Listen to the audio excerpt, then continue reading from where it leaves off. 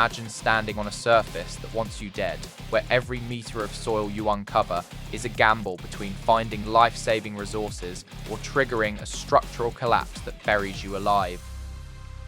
This is the constant claustrophobic tension at the heart of The Spotter, Dig or Die. The Spotter, Dig or Die is a strategic survival action title that blends the vertical exploration of Terraria with the brutal physics and resource management of Noita.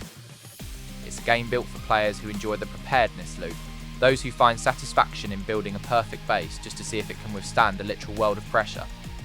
Currently available on PC, it's a niche but incredibly polished experience for fans of physics-based sims.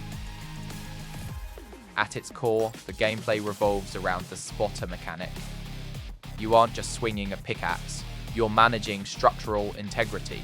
The physics engine here is unforgiving. If you dig too aggressively without placing support beams, the ceiling will cave in. This creates a unique pacing where you're constantly oscillating between frantic action and methodical planning. The combat systems are surprisingly tight, requiring you to use the environment to your advantage. Why waste ammo when you can lure a swarm of subterranean predators under a precariously balanced rock formation? Progression feels earned. You start with rudimentary drills and wooden supports, but the tech tree eventually opens up into high-end scanners, hydraulic stabilizers, and specialized weaponry.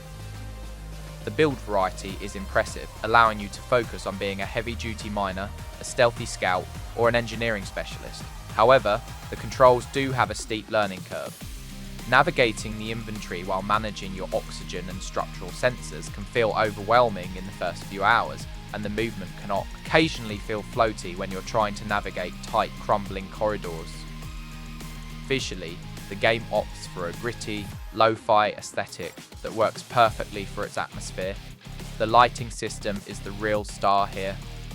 Total darkness is a legitimate threat, and the way your flares cast long, flickering shadows against the jagged rock walls adds a layer of genuine dread. It's not about high-fidelity textures, it's about the art direction. The world design feels organic, with distinct biomes that offer unique visual cues and hazards. Performance is generally stable, though you might see some frame drops during massive chain reaction collapses where the physics engine is working overtime. The soundscape reinforces this isolation. The soundtrack is minimal, mostly low, industrial drones that swell into frantic percussion during combat. The sound effects are meaty and tactile. You can hear the difference between a stable rock wall and one that's about to buckle under pressure. There isn't much in the way of voice acting, but the environmental audio cues provide all the information you need to survive. Narratively, The Spotter is light but effective. You aren't handed a massive script.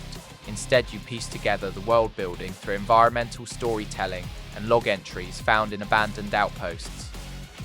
It's a story of corporate greed and survival on a hostile frontier, and while it doesn't have deep character arcs, the sense of mystery surrounding the planet's core provides plenty of motivation to keep digging deeper. On the positive side, the physics-driven destruction is some of the best I've seen in the genre. It makes every expedition feel like a unique story. The balance between risk and reward is finely tuned, and the engineering-heavy approach to survival offers a refreshing alternative to the standard punch tree's build house formula. It rewards intelligence and foresight over raw reflexes. However, the game isn't without its flaws. The early game grind can feel a bit repetitive, especially when a single mistake can result in losing a massive amount of progress. While the physics are a highlight, they can also be the source of some cheap deaths where a pixel of falling sand triggers a catastrophic failure that feels slightly unfair. Additionally, the tutorial is somewhat bare bones, leaving a lot of the more complex structural mechanics for the player to figure out through frustrating trial and error.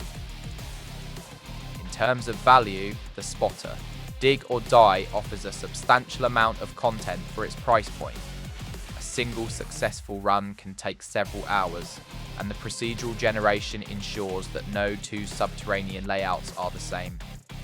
It has high replayability, especially if you enjoy self-imposed challenges or high difficulty settings. The Spotter, Dig or Die is an excellent, if demanding, addition to the survival genre. It's perfect for players who want more sim in their survival games and who appreciate a high degree of environmental interaction. If you're looking for a relaxing, casual mining experience, this probably isn't for you. It's a game that demands your full attention and respects your intelligence. Taking into account the innovative physics, the atmospheric tension, and the slight frustrations of its learning curve, I'm giving this an 8.0 out of 10. It's a strong, confident title that knows exactly what it wants to be, even if it occasionally trips over its own complexity. If you enjoyed this breakdown, make sure to hit the like button and subscribe for more deep dives into the best indie titles on the market. Now, I want to hear from you. In survival games, do you prefer a focus on combat, or do you enjoy these more technical, physics-based systems? Let me know in the comments below.